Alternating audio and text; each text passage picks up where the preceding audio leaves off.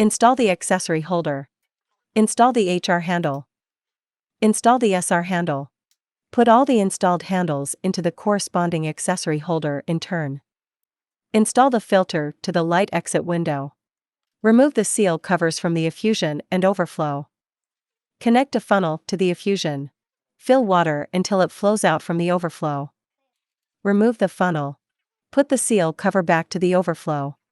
Connect the power cord and turn on the instrument. Select the intense pulsed light handle. Parameter settings. Select hair removal. Mode, the default mode is A. Select the mode based on the recipient's conditions. Recommended energy, 20J. Recommended cooling intensity, 5. Select the super hair removal handle. Parameter settings. Recommended frequency, 3 Hz. Recommended pulse width, 3 ms. Recommended energy, 20J. Recommended cooling intensity, 5. Turn off the instrument. Remove the seal cover from the outlet.